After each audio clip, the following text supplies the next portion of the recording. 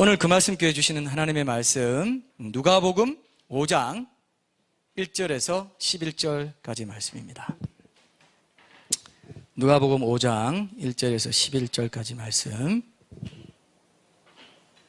보겠습니다. 누가복음 5장 1절에서 11절 이 말씀으로 진정한 회개 언제 어떻게 경험할 수 있을까라는 제목으로 하나님 말씀 나누겠습니다. 제가 읽겠습니다. 무리가 몰려와서 하나님의 말씀을 들을새 예수는 게네사렛 호숫가에 서서 호숫가에 배 두 척이 있는 것을 보시니 어부들은 배에서 나와서 그물을 싣는지라. 예수께서 한 배에 오르시니 그 배는 시몬의 배라. 육지에서 조금 떼기를 청하시고 앉으사 배에서 무리를 가르치시더니 말씀을 마치시고 시몬에게 이르시되 깊은 데로 가서 그물을 내려 고기를 잡으라. 시몬이 대답하여 이르되 선생님 우리들이 밤이 새도록 수고하였으되 잡은 것이 없지만은 말씀에 의지하여 내가 그물을 내리리다 하고 그렇게 하니 고기를 잡은 것이 심이 많아 그물이 찢어지는지라. 이에 다른 배에 있는 동무들에게 손짓하여 와서 도와달라 하니 그들이 와서 두 배에 채움에 잠기게 되었더라. 시몬 베드로가 이를 보고 예수의 무릎 아래에 엎드려 이르되 주여 나를 떠나소서 나는 죄인이로소이다 하니 이는 자기 및 자기와 함께 있는 모든 사람이 고기 잡힌 것으로 말미암아 놀라고 세베대의 아들로서 시몬의 동업자인 야고보와 요한도 놀랐습니다. 예수께서 시몬에게 이르시되 무서워하지 말라. 이제후로는 네가 사람을 취하리라 하시니 그들이 배들을 육지에 대고 모든 것을 버려두고 예수를 따르니라. 아멘. 자, 오늘 영상에 보면 길선주 목사님 이 한 사람이 하나님 앞에서 진정으로 회개하니까 어떻습니까? 그 파급력이 어때요? 마치 우리가 옛날에 이렇게 시골에 연못에 돌 던지면 뭐가 생깁니까? 밤은 파장. 그걸 뭐라고 하죠? 좋은 말로? 동심원을 그린다 그러죠. 그죠? 동심원은 무슨 우리말로 여러분 물둘레라고 합니다. 물둘레. 처음 들어봤죠? 물둘레를 이룬다는 거죠. 그래서 퍼져나간다는 거죠. 그래서 저는 이 부흥이 영적인 물둘레가 될 수 있다. 근데 그 진원지가 어딜까요? 한 사람의 회개다 이거예요. 여러분 가정에서, 교회에서, 사회에서, 여러분 직장에서 한 사람이 진짜 하나님 앞에서 자신의 모습을 보고 하나님 누구신지를 깊이 알아가는 과정에서 자기를 더 깊이 성찰한다면 그 가정은 또 그 직장이나 교회나 사회는 달라질 수 있어요. 아까 우리 같이 그죠? 우리 워실비더 함께 기도한 것처럼 우리 죄가 아니다라고 생각하기 쉽잖아요. 근데 바로 나의 죄 때문에 이 나라가 이 우리 청년 세대들이 이렇게 힘들어할 수 있습니다. 그렇죠?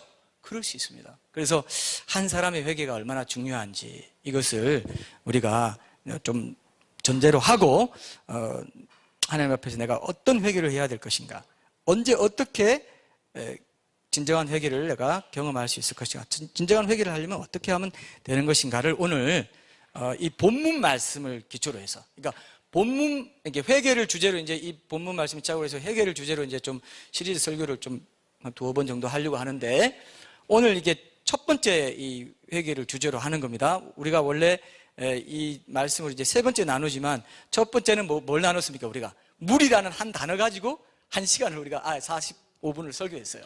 그 다음에 뭐를 설교했죠? 깊은 데로 가서. 여러분 잊혀져요? 안 잊혀져요? 안 잊혀져요. 왜? 1호 큐티로 했기 때문에. 1호 큐티의 위력이 그렇습니다. 처음에는 우리가 첫 주는 한 단어 가지고 우리가 설교했어요. 무리와 제자.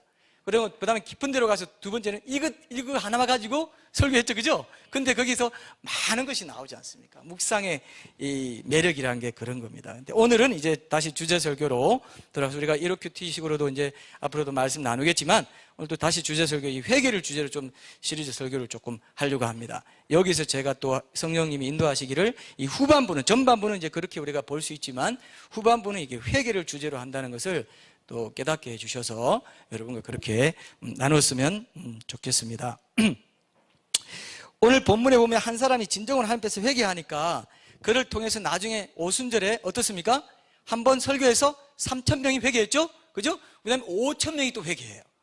그러면서 예루살렘 교회가 생기고 안디옥 교회를 거쳐가지고 온 이방에 복음이 전해지고 교회가 생기고 오늘 여기까지 왔죠? 오늘 우리가 주일 설교 말씀 나누고 찬양하고 할 수 있는 이게 어디에서 비롯됐습니까? 사실은 한 사람의 진정한 회개, 진정한 제자로의 부르심에 응답하면서 내가 떠나가면 너희는 나보다 더 큰 일을 할 거야. 그죠? 그래서 이렇게 지금 이 교회가 온 세계에 지금 있는 겁니다. 그렇게 볼 때는 우리가 이 말씀의 중요성을 다시 한번 깨닫고 하나님 말씀 주십시오. 내가 회개할 준비가 되어 있습니다. 말씀만 하옵소서. 이런 마음이 여러분 좀 드세요? 이제 건성으로 아멘 하는 거 아니죠? 진짜 이게 들어야 오늘 말씀이 쫙 빨려들듯이 여러분 영혼에 스며들리리라 생각합니다. 예. 사실 이렇게 하니까 좀 뭐 약장사 하는 것 같은 느낌이 있습니다만 신약 구약이죠. 그죠? 이 약을 드시면 죽지 않아요. 영생합니다. 불로초예요 이게. 이 땅에서부터 영생의 능력을 맛보고 사는 자가 천국 가는 거예요. 천국 갈 것 같아요. 내가 죽어봐야지 어떻게 합니까? 천국 못 갈 확률이 높습니다. 이 땅에서 주님과 동행하고 이 땅에서 영생의 능력을 맛본 그 사람이 천국 가는 겁니다. 굉장히 중요한 거예요 여러분. 그래서 말씀 순종하는 사람이 중요하고 주님께 기도하고 묵상하고 주님께 개인 예배 골방 기도하고 일상 속에서 주님의 임재와 동행 가운데 살아가길 원하고 이런 것들이 다 천국 훈련이거든요.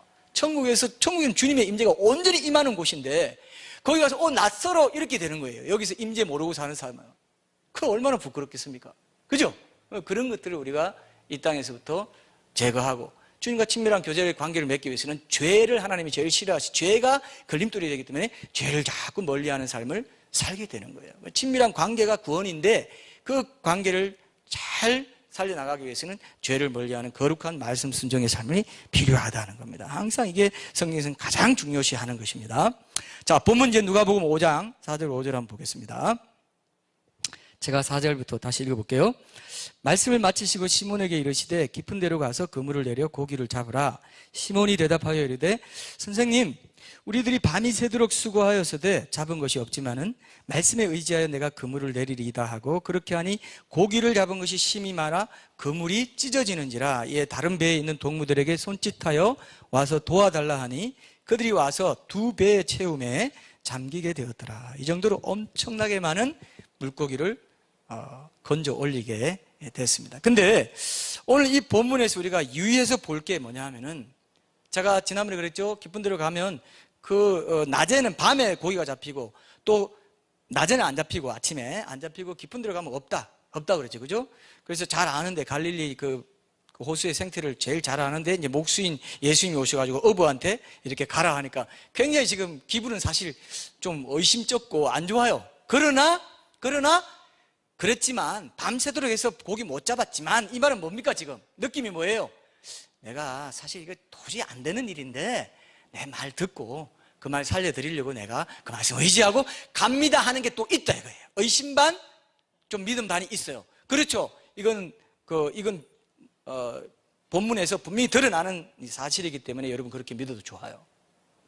그래서 그러나 말씀에 의지하여서 말씀을 믿은 것이 분명히 있습니다. 그러나 의심이 있어요. 자, 우리 삶 가운데 딱 이런 상태가 있습니다. 뭔가 하나님이 하라 했을 때 전폭적으로 믿고 확신이 있어 기뻐서 하는 사람이 많지 않아요. 그죠? 뭔가 이거 될까?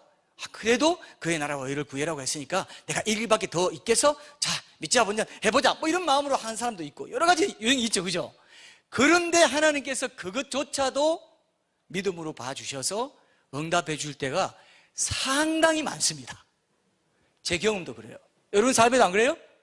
확신이 넘쳐서 한 일도 있지만 그럴 것 같은데 해서 순종해서 응답받은 적이 있어요? 없어요? 있다 이거예요. 저도 있습니다. 그런 것들이 분명히 많이 있어요. 어떤 가정에서는 뭐 자기 남편이나 아내가 정말 깨질 수밖에 없는 상황에서도 뭐 정말 하나님께서 이 하나님 나라 의를 이 결혼의 약속을 지키는 것으로 지키게 하셨다 해서 묵묵히 잘 지켜나가다가 나중에 복받는 사람 있어요? 없어요?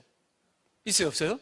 있습니다. 교회 안에서도 교사나 사역자도 이거 정말 내가 내 자리 맞아 이거?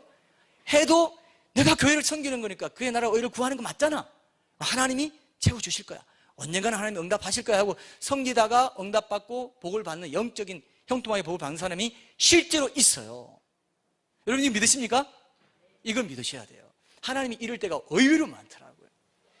그래서 표가 하나 있습니다.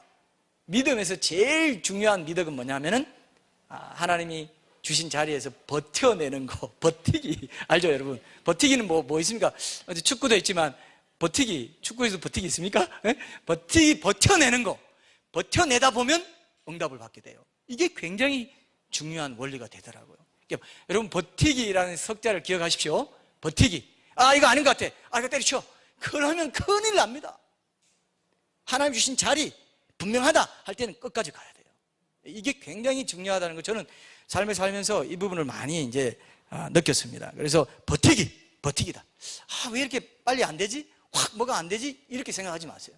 버티다 보면 하나님이 반드시 응답해 주시는 게 있더라고요. 그래서 인내가 성령의 열매 중에 굉장히 중요한 겁니다. 인내 같은 거. 우리가 성령의 9가지 열매 이런 걸로 다음에 또 설교 시리즈를 할 때도 있을 텐데, 이런 것들 뭐 다 보시면 하나하나가 우리의 성령 충만한 삶에 성령님의 그 열매, 성품에 해당된다는 것을 알 수 있습니다. 그 일을 통해서, 그 고난을 통해서 내가 성령님을 더 닮아가고 예수님도 닮아가고 성령의 9가지 열매를 맺는 것이 중요하기 때문에 일의 성취가 늦고 빠르고는 하나님께 문제가 안 돼요. 그죠? 하나님께서 나의 인내를 통해서 내가 성품을 빚어가는 거. 그래서 여러분, 천국에 가면 상급이 뭐 주기철 목사님은 집이 엄청나게 클 거야. 얼마나 클까? 막 한 수십 층 될 거야. 뭐 어떤 사람은 무디가 막 뭐 이렇게 표현하기도 하더라고요. 근데 우리가 표현한 거죠. 실제로 그런지는 모르겠습니다. 가서 확인해 봐야 되지만, 막 우리가 물질적으로 생각하기 쉽잖아요. 그죠? 막 황금 문이 있고 막 진주가 달려 있어 가지고 막 얼마나 좋을까 이렇게 생각 뭐 할 수 있어요. 뭐 요한계시록에도 나오니까. 그러나 진짜 상급은 뭔지 아세요? 여러분, 진짜 상은 뭔지 아세요? 진짜 상은요, 나예요. 내가 예수님 닮은 정도. 그래서 예수님의 성품이 온전히 발현되는 그 천국에서 그 기쁨과 영광을 그렇게 많이 닮은 용량만큼 내가 받아 누리는 거예요. 그러니까 여러분, 천국 가면 상급이 크다 작다 비교하면서 막 주눅 들고 비교의식 빠질까요? 안 빠질까요? 절대로 안 빠져요. 그건 천국 아니에요. 그건 지옥이에요. 다 자기 수준에서 만족하고 온전히 기뻐하는 곳이 천국이에요. 그래서 그렇지만 그 사람과 주님과의 기뻐하는 관계를 빼앗을 자가 없고 넘볼 자가 없고 흉내낼 자도 없어요. 자, 공평하죠? 공평하죠? 그러니까 이 세상에서 뭐 큰 업적 이루고 뭐 큰 교회 이루고 이런 거 욕심낼 게 없다니까요. 어떤 자리에서든 하나님 불러주신 자리에서 얘가 그 일을 통해서, 그 고난의 시간들을 통해서, 그 인내의 시간들을 통해서 성령의 9가지 열매, 곧 예수님의 성품을 얼마나 맺느냐야, 그것이 진짜 상이라 이거예요. 그러니까 바보같이 살면 돼요, 안 돼요? 세상 사람들이 막 하고 뭐 큰 거 좋아하고 막 또 쫓아가면 돼요, 안 돼요? 안 된다 이거예요. 오히려 그냥 분위기에 쓸려가지고 하고 그냥 살기가 쉽습니다. 딱 정신 차리고 내가 매일매일 주님과 말씀과 동행하고 있나? 늘 점검하면서 무릎으로 나를 부인하고 자기 십자가 지고 주님 뒤 따라가야 되는 거예요. 그죠? 맞습니까, 여러분? 이걸 알아야 우리가 우리 삶에 말씀들을 적용할 수 있고, 오늘 말씀도 헛되이 흘려보내지 않습니다.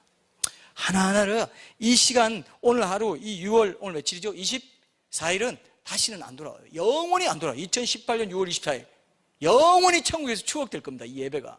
오늘 들은 말씀을 한번 딱 클릭해가지고 내일부터 실천하시면 영원한 상으로 고정돼 버린다니까요. 그러니까 하루하루가 영원한 가치가 있는 거예요, 아니에요?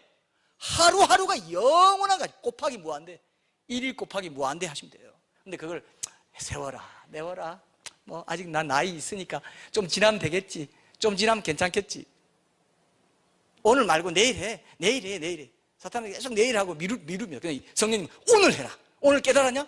오늘 바로 해. 그렇게 말씀하세요. 믿으시죠? 이렇게 돼야 됩니다. 그래야 우리가 조금이라도 더 예수님 닮은 모습으로 변화가 될 수 있습니다.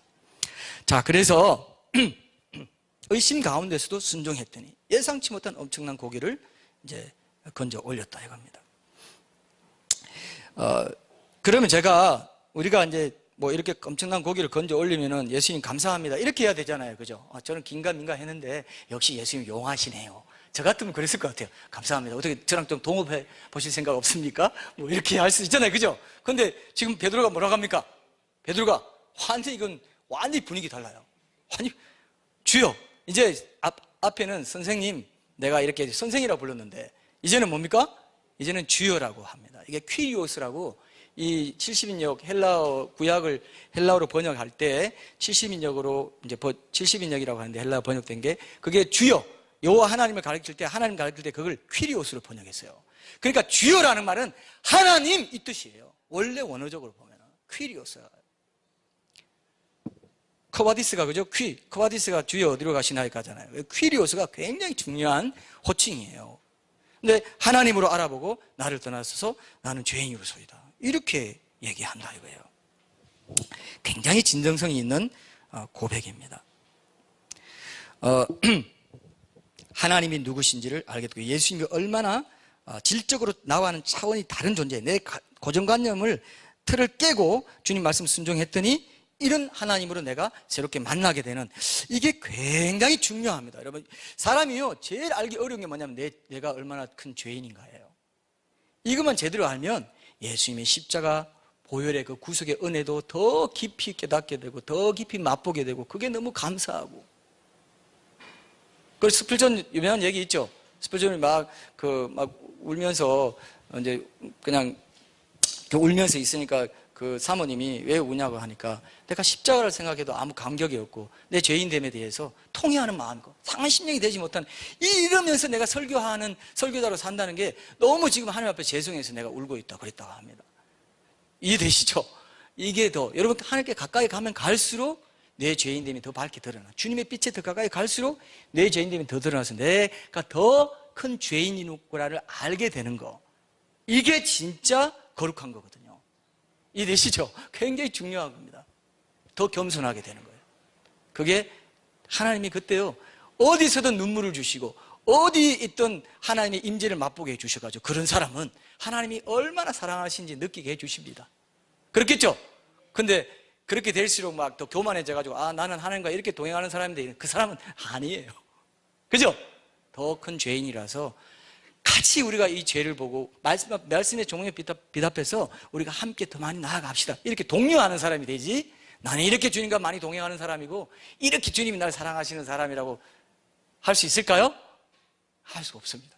그래서 사도 바울도 점점 올라가죠. 초반에 이제 그 서신서의 그 연대를 보면 초반에 내가 지극히 큰 사도보다 조금도 못한 자가 아니다 하더니 점점 지극히 작은 자보다 더 작은 자라고 얘기하더니 그 다음 말년에 디모데후서 어떻게 합니까? 죄인 중에 괴수라고 하죠. 이게 굉장히 중요합니다, 여러분. 너무너무 정말 이 말씀 우리가 잘 묵상하면은 그렇구나 알게 돼요. 성령님은 이렇게 일하시는 분이구나, 이걸 알게 됩니다. 그게 진짜 영적인 실력이에요. 그게. 자, 그래서 여러분도 하나님 앞에 그렇게 의심 가운데, 의문 가운데도 나아가는 거, 말씀 순종하는 게 굉장히 중요한데, 이렇게 순종하지 않잖아요. 좀 의문이 있고 내 깊은 데로 가는 것 안 돼, 내 경험과 상식으로 안 되는 거야, 내 생각을 더 먼저 내세우면서 나를 부인하지 않고 말씀 앞에 나를 먼저 주장해버리면 그 사람은, 자, 제가 또 하나의 역사를 말씀드릴게요. 오늘 잘 들으셔야 됩니다. 그런 사람도 하나님이 자녀이기 때문에 응답할 때가 있다 이거예요. 응답 안 해주면 좋겠는데. 자, 잘 들으세요. 자, 의심 가운데, 의문 가운데 해서 그렇게 했는데 응답해 주시기도 하지만, 그렇게 고집 피우면서 그렇게 순종 안 한 사람도 자녀니까 필요한 걸 하나님이 공급해 주실 때가 있을까요, 없을까요? 있습니다. 근데 중요한 게 있어요. 자, 이게 더 중요합니다. 자, 보십시오. 시편 한번 보세요. 시편 106편 보세요.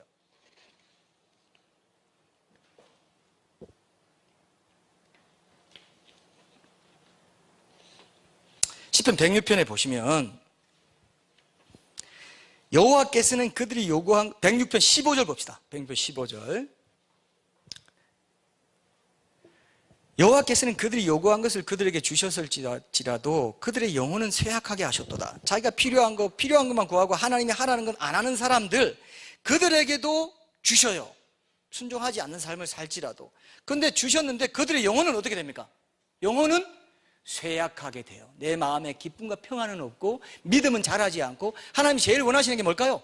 자녀의 믿음이 성숙되어 가지고 하나님의 마음을 알아주고, 그죠? 하나님과 함께 이 하나님 나라 확장하는 그 고난에도 동참하면서 주님 기쁘시게 해드리는 그런 삶이라고요. 그죠? 자녀들 우리가 볼 때 어떻습니까? 부모 마음 알아주면서 부모 마음 기쁘게 해주려는 자녀가 진짜 성숙한 거잖아요. 맨날 달라. 이번 주는 1,000원만 더 올려달라, 용돈. 제 딸이 생각나는데 어쨌든 그렇게 한다든지 이렇게 할 수 있잖아요. 그런 겁니다. 근데 하나님 주십니다. 그러나 그렇게 자기 생각을 내려놓고, 상식으로 볼 때, 내 경험으로 볼 때 그건 아니야, 깊은 데 가면 안 돼 라고 하는 것까지 내려놓고 말씀에 의지하여 순종하는 사람, 그렇게 안 해도 잘 되더라 라고 하는 사람, 여러 유형이 있겠죠, 그죠? 근데 정말 복된 사람은 뭡니까? 의심이 있더라도, 내 생각과 안 맞아도, 내 어부의 전문적인 지식으로 봤을 때 깊은 들어가면 안 될지라도 그 말 듣고 거물을 내리는 사람, 말씀을 듣는 그 자리에 있는 그 사람, 그가 영적인 복을 받게 돼요. 회개의 역사도 경험하게 돼요. 하나님이 누구신가도 더 깊이 알게 됩니다. 그죠? 하나님이 누구신가를 알게 됨으로써 내가 죄인인 것도 알게 되는 거예요. 이게 참 중요한 영적인 원리가 되는 것입니다. 그래서 여러분들이 진정한 회개를 왜 못하고 있느냐, 언제 어떻게 경험할 수 있나, 진정한 회개 답 중에 하나가 그겁니다. 여러분들이 정말 내가 경험이나 내 지식으로 볼 때, 내 상식으로 볼 때, 왜 자꾸 이렇게 하라고 하시지? 나 이렇게 원래 안 하는 스타일인데, 원래 이제 순종 잘 안 하는 사람이 잘 하는 말이면 그거 내 스타일 아니야. 그죠? 여러분 저도 많이 해봤는데 여러분 안 해보셨어요? 그건 내 스타일 아니야. 내 스타일 아니라 이거예요. 그러면 예수님 스타일은 딱 이렇게 온전하게 예수님 스타일이 있는데, 예수님 스타일을 내 스타일에 맞춰야 돼요? 내 스타일을 예수님 스타일에 맞춰야 돼요? 당연히 그래야죠, 그죠? 근데 지금 우리가 주로 많이 어떻게 하냐, 내 스타일에 좀 맞춰달라, 요거예요. 그게 안 맞다 이거예요. 안 맞지만은 의심과 의문 속에서도 주님 말씀이니까 순종하겠습니다, 이 믿음의 모험이 있을 때 진정한 회개를 경험하게 돼요. 하나님을 더 깊이 만나게 되고 알게 되고, 그거보다 더 좋은 게 있어요, 여러분? 더 좋은 게 많으면 이제 계속 그냥 파리해지는, 영혼은, 개역 성경에 보면요, 그 영혼은 파리하게 하셨다. 파리하게 하셨다. 파리해지는 거죠. 뭔가 요구해가지고 들어준 건 많은데 영혼은 파리해. 기쁨과 평안은 없어요. 예배 드려도 기쁨이 그렇게 없어요. 그렇게 제가 뭐라고 그랬어요? 아까 천국 상급은 나라고 그랬죠? 나라고 그랬죠? 결국 나예요. 내가 예수님 닮은 정도만큼 천국에서 받아 누리는 기쁨과 그 영광이 많다는 것입니다. 누구도 빼앗아갈 수 있어요. 주기철 손양훈 목사님 상금 내가 빼앗아갈 수 있을까요? 없어요. 그 상이 이제 보석으로도 나타나고 큰 집으로도 나타나겠죠. 그러나 중심되는 상이 뭡니까? 내가 그렇게 변화받은 그만큼을 상에 잣대로 해가지고 건축 재료도 뭐든 다 해가지고 모든 내 그 기업이, 천국의 기업이 내게 떨어진다 이거예요. 맞습니까, 여러분? 별로 안 믿으시는 눈치입니다. 이거 안 믿으시면 손해보십니다. 미리 이렇게 알려드린다는 게 굉장한 거 아닙니까, 여러분?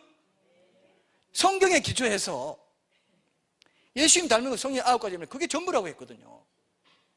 그런데 사람들은 이 땅에서 더 많이 얻으려고 하고 더 누리려고 하고 영광을 얻으려고 하면서 오히려 예수님 닮은 성품에서는 실패하기가 더 쉬워요. 그런 환경은 더 유혹이 더 많습니다, 여러분. 유혹이 더 많아요. 차라리 그냥 고난의 좁은 길 쫙 생명길에 가는 게 낫습니다. 그죠? 초심이 바뀐 사람은 얼마나 많고. 그래서 미국에서 조사를 했는데 목회자들이 웰 비기닝은 잘 하는데 웰 피니싱 한 사람 조사해보니까 30%밖에 안 되더래요. 70%는 어떻게 됐습니까? 이상하게 간 거예요. 뭐 어떻게 잘못돼가지고. 그러기가 얼마나 쉬워요. 사탄이 가만둡니까? 교회 공동체 리더를 가만둘까요? 절대로 얘만 넘어뜨리면 말씀 사역을 넘어뜨릴 수 있는데, 하나님 나라 확장 안 시킬 수 있고, 얘만 넘어뜨리면 이 많은 회중들을 예수님 닮는 데는 관심 없고 그냥 세속적으로 살아가고 적당히 그냥 미지근한 신앙 가지고 세상에서도 잘 되고 그냥 교회에서 잘 되고 양발 걸치고 해도 됩니다라고 할 수 있는데 라고 하지 않겠어요?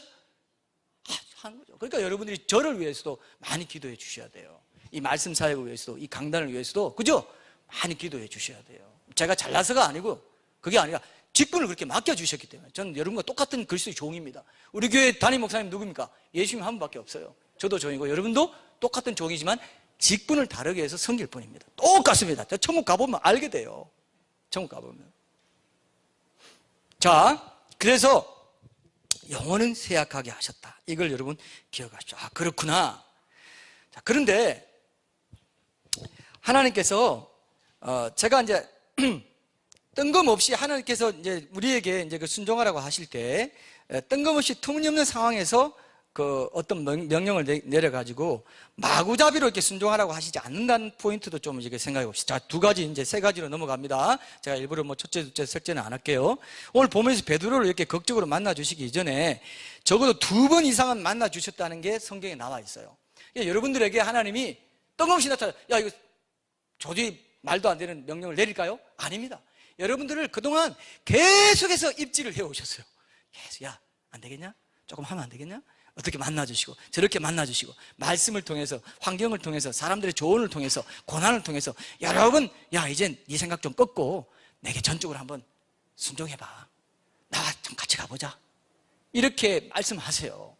그게 이 오늘 본문을 통해서도 우리가 알 수 있습니다. 자, 성경이 있어야 되니까요. 자, 한번 봅시다. 오늘 본문 바로 전에 나는 누가복음 4장 한번 보세요.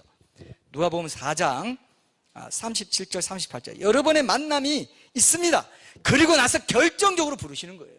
그때 그냥 거부해버리면 이제 기회가 없을 수도 있는 그런 상황인 것을 여러분들이 기억할 필요가 있습니다. 누가복음 4장 37, 38절 한번 보겠습니다.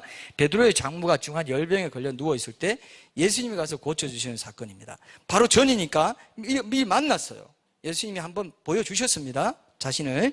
자, 예수께서 일어나 회당에서 나가사 시몬의 집에 들어가시니 시몬의 장모가 중한 열병을 앓고 있는지라 사람들이 그를 위하여 예수께 구하니 예수께서 가까이 서서 열병을 꾸짖으신데 병이 떠나고 여자가 곧 일어나 그들에게 수종드니라. 자, 장모와 함께 살았던 것 같습니다. 그죠? 심한 열병을 고쳐주셨어요. 열병이 굉장히 이제 심각한 말라리아 병균하고 관계 있는 옛날 중동 때 그런 뭐 치사율이 90% 이상 되기도 하고 뭐 이런 얘기도 남아 있습니다. 근데 어쨌든 그런 치유 사건을 읽고 나서 이어지는 5장에 이 얘기가 있죠. 그럼 이 만남은 상당히 중요한 거였습니까? 아닙니까? 의미가 있는 거였어요. 그런데 그럼에도 불구하고 이 만남은 첫 번째 만남이 저는 아니라고 생각해요. 왜? 여기 보면은 예수께서 일어나 회당에서 나가서 시몬의 집에 들어가시니 너무 아는 사람 집에 들어가는 것 같죠? 안 그래요, 여러분? 이 느낌이 와야 되는데요. 아, 시몬의 집에 들어갔어요. 모르는 사람, 생판 모르는 사람, 처음 만난 사람 집에 들어가요? 안 들어가죠. 시몬의 집에 아, 뭔가 알고 있다. 이걸 알 수 있죠. 그래서 주석에 보면 뭐가 있죠? 요한복음 1장에 첫 번째 만남, 저는 이게 첫 번째 만남이라고 생각하는데 뭐 신학자들 간에 어떤 의견이 있는지 모르겠습니다만 저는 이 만남의 순서가 이렇게 되지 않나 이렇게 생각합니다. 첫 번째 만남, 요한복음 1장에 보면 35절부터 42절까지 제가 읽어볼게요.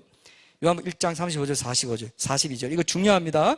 자, 이튿날 요한이 자기 제자 중 두 사람과 함께 섰다가 예수께서 근위심을 보고 말하되 보라 하나님의 어린 양이로다. 두 제자가 그의 말을 듣고 예수를 따르거늘 예수께서 돌이켜 그 따르는 것을 보시고 물어 이르시되 무엇을 구하느냐 이르되 랍비여 어디 계시오니까 하니 랍비는 번역하면 선생이라. 그러니까 선생 여기 나오죠. 선생. 처음에 선생이라 불렀죠. 베드로도. 예수께서 이르시되 와서 보라. 그러므로 그들이 가서 계신 데를 보고 그날 함께 거하니 때가 10시쯤 되었더라. 요한의 말을 듣고 예수를 따르는 두 사람 중에 하나는 시몬 베드로의 형제 안드레라. 안드레는 세례 요한의 제자였습니다. 그가 먼저 자기의 형제 시몬을 찾아 말하되 형입니다. 베드로 우리가 메시아를 만났다 하고 이것도 지금 예사롭지 않아요. 메시아를 만났다는 말을 들었습니다. 근데 의심했던 거예요. 믿지 않았습니다. 메시아는 번역하면 그리스도라.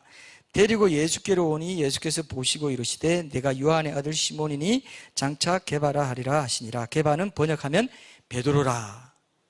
자, 여기에 이제 이 본문에 나오는 대로 세례 요한의 제자 중 한 사람이 베드로 형제 안드레는 여러분 이것도 좀 여러분들이 썰렁하다 할까봐 좀 겁이 나는데 저랑 종신데요. 네, 죄송합니다. 원래 안나 이런 사람도 다 그죠? 안씨가 있더라고요. 제가 이런 거를 말하면 우리 집에서 우리 딸과 제 아내가 썰렁하다고 난리를 칩니다.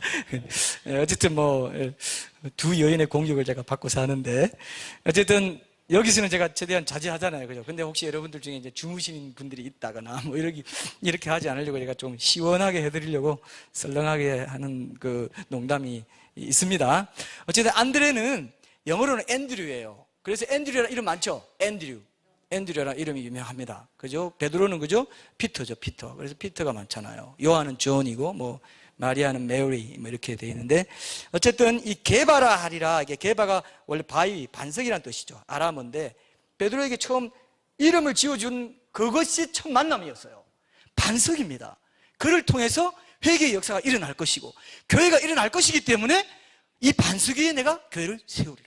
엄청난 만남을 줬어요. 그 메시아라는 소리도 듣고 개발한 이름까지 지어주는 것을 경험했음에도 불구하고 그리고 중한 열병까지 고쳐주셨음에도 불구하고 긴가민가 하고 있었던 거예요. 여러분도 그렇습니다. 하나님 굉장히 크게 만나기도 하고 많은 감동도 받고 설교 받으면서 내가 이제는 정말 내 고집을 꺾고 주님 말씀대로 살아보자 결단도 많이 하고 눈물 콧물 많이 흘렸어요. 그런데도 결정적으로 뭐가 하면 그건 내 생각으로 지금 아직은 아닌 것 같고 그래도 내가 살아온 스타일이 있는데 제끼는 거예요. 자꾸 제낄수록 진정한 회개를 경험하지 못하게 되고 주님 더 깊이 알아가는 축복을 맛볼 수 없는 스스로 택하는 길인 거예요. 하나님 제가 그랬죠. 하나님은 코 깨가지고 억지로 안 한다고 인격적으로 설득하고 설교를 통해서 말로 야 들어봐 이 길밖에 없잖아. 자꾸 돌아봐야자 없어. 빨리 와서 엎드려. 그죠? 그게 최고로 좋은 길이거든요. 돌아다녀봤자 다 헛고생하는 거예요. 빨리 내 생각과 달라도 가져오세요. 하나님 이대로 가겠습니다. 한번 해봐요. 오늘 결단할 마음이 있습니까 여러분? 결단할 마음이 있어요? 그래야 이 시간이 가치 있습니다. 하루하루 예배가 얼마나 귀한지 몰라요. 영혼이 안 돌아온다니까요. 이게 이 기회가 여러분 지금 하나님께서 손을 펴고 계신 거예요. 야 이제 오늘 올래? 내일 올래? 내일 온다고? 야, 오늘 와. 내일 기다려야지. 별거 없어. 오늘 이 시간에 내 앞에 엎드려. 나를 떠나서서 나는 죄인이로서이다. 여러분 내게 왔는데 하나님 내가 막았습니다. 예수님 여러분 메시아라고도 내가 말도 들었고 내게 개발하고도 가분한 이름도 지어주시고 중한 열병도 고쳐주셨는데 나는 계속 밀어냈습니다. 뭔가 내가 손해볼 것 같아서 저 사람 따라가면 고생할 것 같아서 뭐가 있어. 내가 어부 그냥 편하게 그냥 어부 계속 그냥 하면 좋은데 동업자도 많고 익숙한 환경 떠나기 싫고 나중에 끝 구절 가면 뭐라고 나옵니까? 자기 생계수단 배도 버리고 모든 걸 버려두고 예수를 따라버린 거죠. 그게 그냥 되는 게 아니에요. 여러분의 이게 있었던 거예요. 그러니까 나를 떠나소서가 나오는 거예요. 나를 떠나 난 하나님 감당할 수 없습니다. 그렇게 은혜 베풀어 이제는 결정적인 기적까지 보여주셨는데 이런 분이었는데 내가 그렇게 좋은 기회 주셨는데도 내가 그걸 거부했네요. 내 떠나세요. 나는 챙겨주지 마세요. 나 거두지 마세요. 나 떠나세요. 나는 자격 없습니다. 죄인입니다. 주님을 몰라봤습니다. 네, 이겁니다. 그죠? 제가 묵상한 거예요. 묵상해보니까 그게 맞는 것 같아요. 그죠? 이렇게 여러분 주님이 손을 내비는데 나는 거짓말해요. 나를 떠나세요. 나는 안 됩니다. 그래도 하나님은 오셔가지고 우리를 그죠? 찾으시는데 정말 여러분들이 따를까 말까 망설이고 하는 것들이 다 하나의 과정이라고 생각하고 언젠가는 내가 전적인 헌신을 해야 되리라 이걸 목적을 갖고 그런 시간을 지내야지. 예? 나는 항상 이렇게 살아와서 말씀 들은 거 좋지 뭐 오늘도 말씀이니까 괜찮네. 그래도 나는 안 해. 나는 아직은 아니야. 내일 할 거야. 오늘은 아니야. 그렇게 하면 안 된다 이거예요. 이렇게 말해놓고 다음 주일에도 전 또 오늘 하십시오 하겠죠. 예? 뭐 그게 제 직임이니까 하겠죠. 그러나 또 안 하는 사람이 있을까 봐. 예? 거물 빠져나가는 사람이 있을까 봐 하겠지만 지금 듣는 게 효자입니다. 맞습니까? 효를 하세요. 효를. 지극한 효성을 하나님께 보이세요. 그래서 여러분들이 꼭 기억하세요. 제가 이제 또 한 가지 이제 네 번째로 중시하는 오늘 이 본문을 보면서도 묵상하고 중시했던 건 뭐냐 하면은 어부들이 가장 얻기 원하는 게 뭡니까 여러분? 고기죠. 근데 우리에게 하나님이 하라고 명령하실 때요 정말 배려해 주시는 게 있어요. 그게 뭐냐면 나를 위한 명령이에요. 내게 유익하라고 주시는 명령이더라고요. 그거 하면 굉장히 죽을 것 같은데 내 상식과 경험이 안 맞긴 하지만 결국 순종하면 내게 유익이 되는 것을 명령하세요. 항상 여러분 그걸 경험하셔야 돼요. 하나님이 뭐 부족한 게 있습니까 여러분? 욥기 41장 11절 오늘 우리 외웠던 말씀 뭡니까? 한번 외워봅시다. 누가 내게 먼저 주고 나로 하여금 갚게 하겠느냐? 온 천하에 있는 것이 다 내 것이니라. 우리한테 뭐 앵벌이 시키겠어요? 하나님이 야 좀 가서 좀 구해와라. 뭐 나 좀 필요하니까 너 가서 좀 구해와. 하나님 그러세요? 하나님 아무도 필요 없어요. 오직 누구의 유익을 위해서? 나의 유익을 위해서.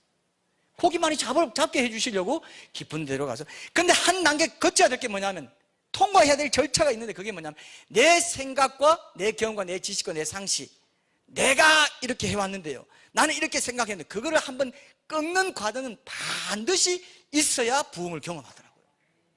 이해되시죠? 이 관문이죠. 그래서 자기를 부인하고 자기 십자가를 지고 나를 따라와야 돼. 그래야 내 제자다. 하나님 반드시 나를 부인하는, 나를 부인한다는 게 내 생각, 내 경험, 내가 내가 자랑 삼는 거, 내가 자부심 갖는 거, 이 정도 내가 갖고 있어야 뭐가 있는 건데, 명예, 허영심, 다 그런 것들 하나님 앞에 딱 내놓고, 하나님 본질이 뭡니까? 본질 찾아갈게요. 그런 사람을 탁 잡는 거예요. 맞습니까, 여러분? 그거 잡아야 돼요. 그거 잡아야 돼요. 그런 사람 손해보질 않습니다. 빼앗을 자가 없어요. 저는 이제 그 에피소드를 생각했습니다. 우리 뭐 에피소드 항상 우리 이렇게 뒤에도 에피소드가 있잖아요. 제 삶의 이제 영역에서 제가 돌아보니까 저도 그랬어요. 저도 제 교회를 처음 시작할 때 연구소만 섬기고 있던 제 사역에 뭔가 미진한 게 있다고 느낄 때 이 교회를 시작할 마음을 주셨어요. 이것도 저는 참 중요한 이제 감정인데, 변증 전도라는 게 결국 이제 세상 사람들이 하나님에 대한 또 기독교 진리에 대한 질문에 대답해주고, 또 기독교인들이, 신자들이 신앙생활에 대해서 경험하는 어떤 문제들, 뭐 왜 기도 응답되지 않는 뭐 여러 가지 문제들 많잖아요. 악과 고통의 문제라든지 이런 것들에 대해서 답을 주는 게 이제 변증 전도구나 걸 알고, 아, 이건 말씀 사역이구나 알게 되었을 때 하나님께서 말씀 사역 공동체에서 교회 공동체를 이제 하게 하시는 마음을 주시고 소원을 주시더라고요. 그래서 그 공동체를 통해서 말씀 사역을 통해서 변증 전도의 본질을 추구해 가라. 그리고 그 열매를 거두고 함께 이웃과 나누고, 그죠? 이렇게 해서 그래서 그 말씀 교회예요. 말씀 사역. 그래서 큐티랑 변증이 두 개가 말씀으로 이루어지는 거잖아요. 그래서 그 두 개로 이제 지금 이 교회가 세워지게 해주셨는데, 그때 내가 약속의 말씀을 주신 말씀이 있다고 그랬는데, 혹시 교우들 중에 기억나는 분 있어요? 약속의 말씀으로 주신 게? 예, 이산지를 지금 내게 주소서. 그 여호수아 14장 12절에 보면 여호수아에게 갈렙이 그렇게 말해요. 이 산지를 지금 내게 주소서. 변증 전도를 필요로 하는 영혼들이 이 산지였어요. 그래서 그 말씀 붙잡고 제가 많은 비신자들, 변증 전도가 필요한 비신자들뿐만 아니라 교회 안에 많은 명목상의 기독교인들, 미지근한 신앙을 갖고 있는 사람들, 점점 더 늘어가는 가난한 교인들, 교회는 안 다니지만 예수님 믿는다는 사람들, 이런 사람들이 이제 전도의 대상이 되고 목양의 대상이 되는 이런 교회를 시작하게 하셨어요. 근데 그 말씀에 순종하는 과정에서 여러 환경적인 고난을 이제 겪게 되면서요, 제가 얼마나 이기적이고 제 뜻대로 하고 싶어 하고 정말 고난의 십자가 안 지려고 하는지, 내 삶의 주인으로 하나님을 모시고 싶어 하지 않는 그런 끈질긴 재성을 가진 죄인인가를 제 인생에서 가장 뼈저리게 알았어요. 자, 제가 이 말씀에 오늘 적용됩니까? 적용되죠? 내가 생각할 때는 그래서 연구소 하라 해서 연구소 하는데 하나님이 교회를 개척하고 개인이 개척하면 요즘 힘든 시대에 굳이 그걸 해가지고 할 게 뭐가 있나 이런 생각이 왜 안 들겠어요, 그죠? 다 뭐 교회에서 분리 개척해가지고 하면 뭐 빵빵하게 하지만 정말 개인이 개척하면 이거는 뭐 1년 안에 다 문 닫거든요. 그런데 하나님이 하게 하신 일은 아주 어려운 듯 하면서도 그게 생명력이 간다는 걸 그것도 경험했어요. 그러니까 쭉 그동안도 제가 제 상식으로는 제 경험은 항상 저희 온누리교회 청년부 출신에다가 이민교회에서 제일 큰 교회에서 난간 사역에서 제 사역자 시작했고, 그죠? 우리 아시는 분도 있는데요. 자, 그렇게 사역했고, 그 다음에 교육자 생활 그렇게 하고, 또 서울사랑교회에 와가지고 한 교구를 맡았는데, 이 교구가 거의 중견교회, 큰 교회 하나만 한 규모예요. 그러니까 거기서 다 이제 순장들 섬기고 돌잔치, 장례도 얼마나 많은지 막 장례하면 여러분 목회자들은 장례는 5분 대기조예요. 항상 5분 대기조. 저녁이고 뭐 깊은 밤이고 없습니다. 딱 남은 달려가야 되잖아요. 그런 경험을 하면서 다 그렇게 좀 큰 환경에서 이렇게 또 성도로도 지내고 교육자도로 살다가 갑자기 작은 교회 환경 되니까 어떻습니까? 굉장히 낯설고 어색한 거죠. 그런데 그런 환경에서만 저의 죄가 보이더라고요. 그런 환경에서만 볼 수 있는 죄가 있더라고요. 나의 교만이죠. 교만한 줄 몰랐던 내 교만. 뭔가 좀 할 수 있을까? 이런 생각 있죠? 판판이 다 깨버리시고 바닥을 빡빡빡 기게 하시는데, 이건 정말 내가 얼굴이 뜨끈뜨끈하는 게 맞습니까? 뜨끈뜨끈할 정도, 미지근하면 안 되죠. 뜨끈뜨끈할 정도로 제 죄를 알게 하시고요. 하나님이 어떤 분이신지에 대해서, 하나님이 이런 고난도 허락하시면서 자기 자녀를 연단시키는 분이구나. 내 죄인 되면 알게 된 거예요. 그죠? 하나님 말씀에 순종했더니 내 상식과 경험, 내 경험은 그런 아닌데, 하지만 하나님이 말씀 사역에 너 연구소 해보니까 알겠지? 말씀 사역의 핵심이 알았지? 같이 이게 돼야 된다. 이렇게 해서 시작하게 된 겁니다. 그 고난과 아픔과 낙심의 시간, 이 빈배에 있는 것 같은, 빈배로 밤새도록 했지만 빈배로 와 있는 그 상황에서 고난의 시간에 예수님이 찾아오셔서 새롭게 말씀 주시고 전적인 새로운 삶을 살 수 있도록 이끄시는 그런 과정을 여러분도 돌아보면 있을까요? 없을까요? 여러분들 삶 가운데 있죠? 이걸 잘 적용하십시오, 여러분. 잘 적용하세요. 그리고 그럴 때 내가 순종이 미진했다거나 하다 말았다는 게 있으면 다시 한번 여러분들의 삶을 돌아보시고 말씀 앞에 자신을 어때요? 다시 세우시고 조명해 보시고, 하나님 이게 미진했네요? 그래서 내가 아직도 이런 것들이 해결되지 않고 있고 내 마음에 계속 근심이 있고 뒷골이 당기고 뭔가 무지근하고 뭔가 이게 안착이 안 된 듯한 느낌이 그래서 있군요. 주님 앞에 더 나아가기 원합니다. 말씀해 주십시오. 내가 순종하기 원합니다. 이런 그 삶을 여러분들이 경험해야 돼요. 근데 그것이 결국은 나의 유익을 위한 것이더라고요. 내가 말씀 사역할 수 있도록 마음껏 말씀 사역하고 이 교회를 통해서 마음껏 전도할 수 있도록 하나님이 하게 하셨죠. 고기 잡으라고 한 거 유익이잖아요. 여러분도 생각해 보면요, 여러분 유익하게 하는 명령을 주십니다. 이거 믿으셔야 돼요. 그래서 그 명령이 내게 좀 생각과 맞지 않아도 순종을 한번 해보세요. 해봐야, 그 믿음의 몸, 믿음의 도약을 해봐야 주님이 어떤 분이신지 새롭게 알게 되고 나의 죄인됨도 더 깊이 있게 알게 되면서 새로운 깊은 기쁨과 평안의 세계로, 차원으로 올라가게 된다 이겁니다. 거물을 내리리다, 그 말씀 듣는 자리에서, 그죠? 그 훈련을 하는 게 바로 묵상 훈련이고 다 그런 거예요. 자, 그럼 예를 들어서 제가 끝나고 이제 결론 맺게요. 예를 들어서 한번 생각해 봅시다.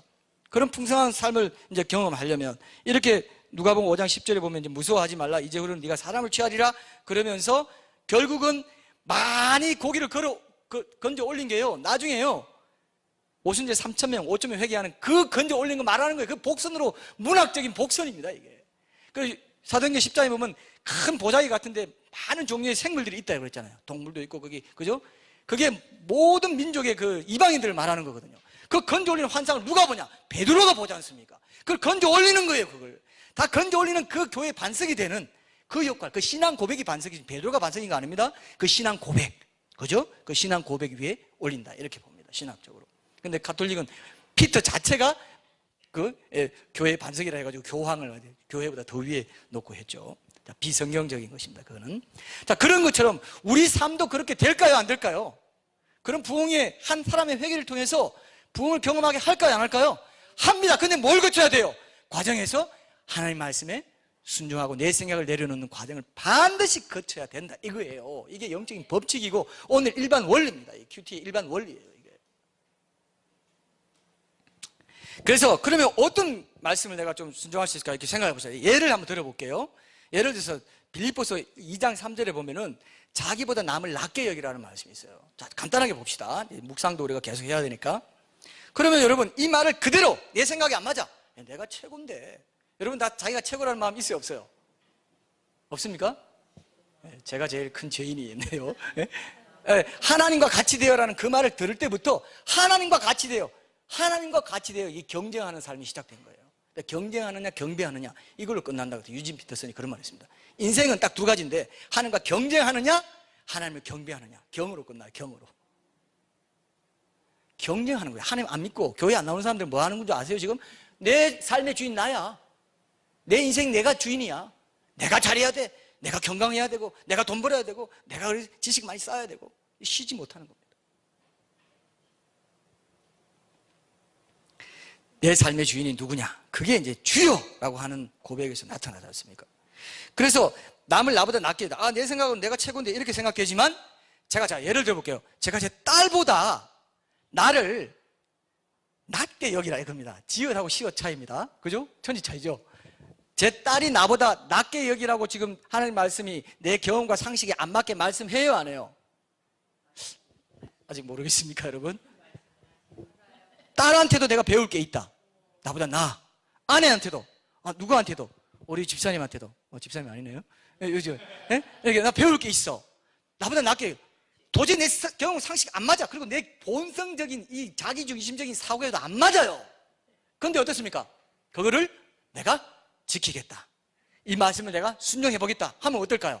그러면 어떨까요? 아내를 대하는 태도, 남편을 대하는 태도, 배우자를 대하는, 부모를 대하는 태도, 자식을 대하는 태도가 그 회개로 말미암아 달라질까요, 안 달라질까요? 이렇게 쉽잖아요.